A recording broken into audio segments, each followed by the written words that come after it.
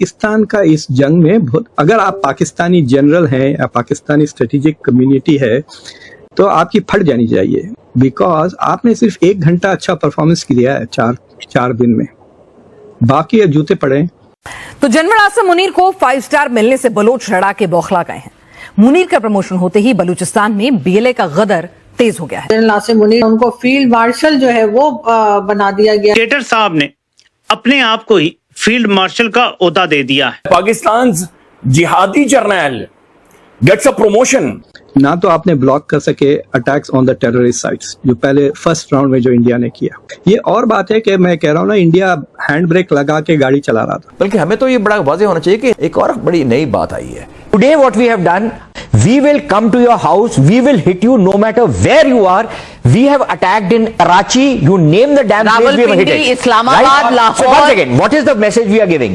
We will come wherever you are, and we are not going to hold back. And your nuclear blackmail does not work on us anymore. शरफ की तरह सजाए मौत से बचाने की कोशिश है। सीनियर तरीन अफसरान हैं, उनमें एक से ज्यादा लोगों से मेरी जो बात हुई, उन्होंने कहा कि पाकिस्तान मिलिट्री के अंदर जो रूल्स हैं उसके अंदर फील्ड मार्शल का कोई ओहदा नहीं है। कोई कारनामा हमारे सामने तो आए, लेकिन अभी तक कोई ऐसा कारनामा सामने नहीं। भारत ने जो किया ना, इस बार भारत ने अटैक किया है पंजाब पे, इसलिए इनकी चीखें निकल गई आसमान तक। वरना अगर ये केपीके या बलूचिस्तान होता तो शायद ये परवाह भी ना करते। और जनरल आसिम मुनीर ने किया क्या है, मुझे कोई बता दे जरा। अभी तक मैं ये सोच पे मजबूर हूं कि किया क्या है। बल्कि ये 1971 की जंग में जब पाकिस्तान को शिकस्त हुई थी, उसमें ये भारतीय फौज का आर्मी चीफ था, और जो 90,000 पाकिस्तानी मिलिट्री कैदी बने थे वो इसके दौर में बने थे। टेक्नोलॉजी की जंग थी जो दूर दूर से लड़ी गई। इसमें जनरल साहब को तो मेरा ख्याल पसीना भी नहीं आया। हम लाते हैं टॉक शोज और अनलिमिटेड एंटरटेनमेंट सिर्फ यूट्यूब पर। अगर आपने अभी तक हमारा चैनल सब्सक्राइब नहीं किया तो अभी सब्सक्राइब करें और बेल आइकॉन को क्लिक करके हमारी लेटेस्ट वीडियोस के बारे में अपडेट जानें। ये क्यों अपने ही लोगों को मारते चले जा रहे हैं, इसके बारे में कुछ आप कहेंगे? वैसे तो खैर ह्यूमन शील्ड ये बनाते हैं, ये बात तो समझ में आ रही है लोगों को कि जो चाहे वो हाफिज सईद हो, चाहे मसूद अजहर या इस तरह के जो लोग हैं। मसूद अजहर के बारे में भी आर्टिकल भी है और सोशल मीडिया पे भी आर्टिकल भी लगा हुआ है, कई चीजें लगी जिसमें कहा है कि जी 14 करोड़ इन्होंने पेमेंट की है कि जो उसके लोग मारे गए। तो ये इस तरह से 14 करोड़ जो टेररिस्ट है उसको पेमेंट कर रहे हैं, इनके पास इतना पैसा तो है, लेकिन अपने ही लोगों को मार रहे हैं और उसके बाद नाम किसी और का लगा देते हैं, क्योंकि वो पंजाब नहीं है। भारत ने जो किया ना, इस बार भारत ने अटैक किया है पंजाब पे, इसलिए इनकी चीखें निकल गई आसमान तक। वरना अगर ये केपीके या बलूचिस्तान होता तो शायद ये परवाह भी ना करते। देखिए, आप कह रहे हैं कि जी उनको पैसे दे दिए, ये जो बावलपुर में थे और या फिर मुरीदके में थे, दिए होंगे, वो देते हैं, कोई ऐसी बात नहीं है कि उनको पैसे ये नहीं देंगे। क्यों नहीं देंगे? उन्हीं के लिए तो है ये सारा पैसा, ये सारी सहूलियात और ये सारी चीजें हैं ही उनके लिए। आप कहती कि पैसे देना, मैं कहता हूं भाई पैसे ना दो, लेकिन कम से कम मान तो जाओ कि यार क्या हुआ है। कम से कम हमारे डिफेंस मिनिस्टर ख्वाजा आसिफ ये तो कहें कि हाँ जी ड्रोन अटैक हुआ है, जिस वजह से भी हुआ है, जिस जगह पे भी हुआ है, जो भी लोग उसके मन, आप माने तो सही ना, छोड़ दें, पैसे ना दें, नहीं चाहिए पैसे आपके। पैसे की भूख और जो वो है वो आपको है, ठीक है, वो इन लोगों को है जिसकी वजह से मतलब ये सारा कुछ कर रहे होते। जी नहीं, आप मेरी बात नहीं समझे, सॉरी। मैं ये कह रही हूँ कि जो मसूद अजहर की फैमिली या उसके लोग जो मारे गए हैं, उनको ये पैसा क्यों दे रहे हैं भाई? वो तो टेररिस्ट थे जिनको मारा है। अब उनके ऊपर उठकर अगर ये मसूद अजहर और वो जो है हाफिज सईद और इस किस्म के लोगों को ये फंड करने लगेंगे दोबारा से कि जी वो तुम्हारे लोग मारे गए, ये लो, तो वो गलत है। मैं ये कह रही हूँ, इन्होंने आम लोगों को नहीं दिया है। डिक्टेटर साहब ने अपने आप को ही फील्ड मार्शल का ओहदा दे दिया है।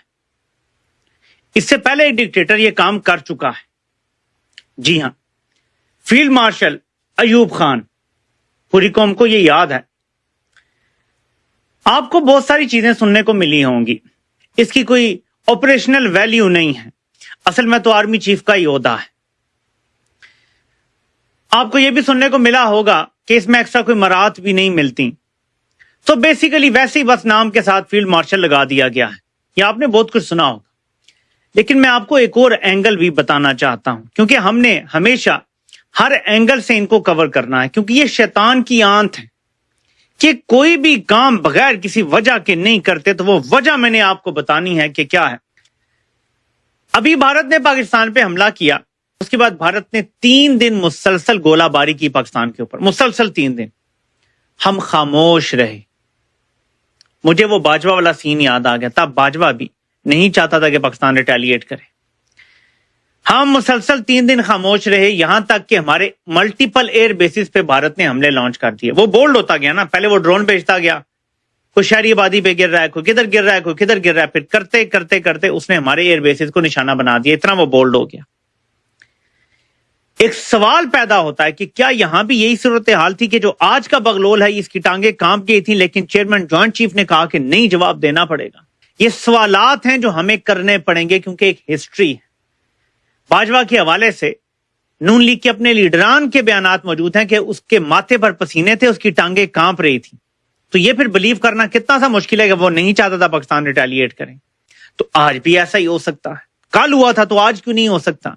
3-4 दिन का जो भी कॉन्फ्लिक्ट हुआ है, ये that was a competition of Chinese versus European technology, क्योंकि उनके बारे में कहा जाता था उनकी जो मिलिट्री हार्डवेयर है that is not war tested. क्या कहेंगे इस पे आप?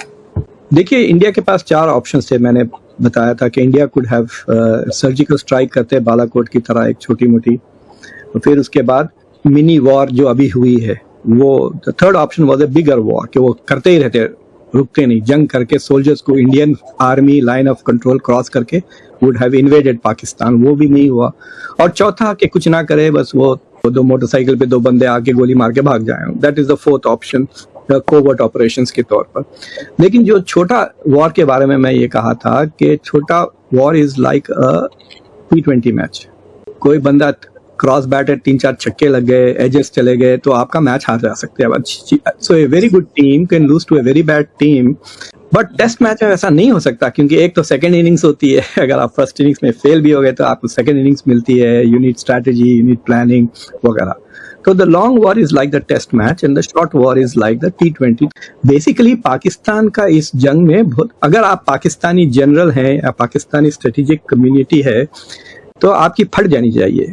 बिकॉज आपने सिर्फ 1 घंटा अच्छा परफॉर्मेंस किया है 4 दिन में, बाकी अब जूते पड़े ना। तो आपने ब्लॉक कर सके attacks on the terrorist sites, जो पहले फर्स्ट राउंड में जो इंडिया ने किया। फिर जो थर्ड राउंड में इंडिया ने एयरपोर्ट्स को मारा, उसको भी आप ब्लॉक नहीं कर सकते। आपके जो जितने भी अटैक्स हुए ऑन इंडियन इंफ्रास्ट्रक्चर, वो सारे इंडिया ने ब्लॉक कर लिए। So Pakistan didn't do well in this battle. जो पाकिस्तान ने अच्छा परफॉर्मेंस दिया है according to the international media, वो 1 घंटे का वक्त है जिसमें जो एयर बैटल हुई, जिसमें कहते हैं कि 2 Indian fighters were beaten by. It is only in that period that Pakistan has really outperformed India, या performed very well, आप कह सकते हैं। बाकी क्या, I think it should be a source of great worry। Chinese technology हो या किसी भी, आप अपने एयरपोर्ट्स नहीं प्रोटेक्ट कर सके। ये और बात है कि मैं कह रहा हूँ ना, इंडिया हैंड ब्रेक लगा के गाड़ी चला रहा था, तो वो एक क्यों मारा? आप जो सरगोदा का एयरपोर्ट था, यहाँ पे F-16s कहते हैं आपके पार्ट होते हैं, they should have destroyed the whole airport. They should have made it useless, but it was able to do that. It should be something very worrisome. और ये जो न्यू नॉर्मल इंडिया ने जो एस्टैब्लिश किया है कि अब आइंदा ऐसे ही होने वाला है। अगर मोदी नहीं भी चाहते हैं, if there is another terrorist attack, he will be under deep pressure to, क्योंकि ऑपरेशन सिंदूर खत्म नहीं हुआ, it is on pause. What is the message we are giving? We will come wherever you are, and we are not going to hold back. And your nuclear blackmail does not work on us anymore. 1990 के दशक की एक movie थी जिसमें शक्ति कपूर हर बात पे कहता था मेरे तन्ने चक्कू है, मेरे तन्ने चक्कू है, और आखिर में चक्कू होते हुए भी उसकी पिटाई हो जाती है। तो वैसे ही पाकिस्तान कहता था मेरे तन्ने न्यूक्लियर वेपन है, मेरे तन्ने न्यूक्लियर वेपन है, और पहली बार भारत ने वो क्षमता दिखाई एक न्यूक्लियर पावर्ड नेशन के अंदर जाकर उनके सारे एयर बेसेस को डिस्ट्रॉय करके दिखाया। आपने सुना नहीं, बुनियान मरसूस का मतलब था ज्वाइंटनेस। हाँ, ज्वाइंट कंक्रीट स्ट्रक्चर। हमने उसको तोड़ दिया। क्या कहें सर, देखिए इस बैटल के अंदर 3-4 चीजें मुझे और दिखी हैं बाहर की। इधर चाइनीज ने अपने एक्सपर्ट्स भेजे हुए थे जो बेसिकली लेफ्ट फॉर चाइना 12 तारीख को वहां से निकले हैं, और उनका जहाज को हमने ट्रैक भी करा है। पाकिस्तान एयरफोर्स के जहाज से वापस बीजिंग में इन लोगों ने जाके लैंड करा है। टर्किश एक्सपर्ट्स भी थे वहां पर, 2 उसमें से मरे भी हैं। तो आपको ये वीडियो कैसा लगा कमेंट बॉक्स में जरूर लिखिए। इस वीडियो को लाइक कीजिए, शेयर कीजिए, सब्सक्राइब करना ना भूलिए आपके चैनल EFC.Z को। तो मिलते हैं अगली वीडियो में। जय हिंद।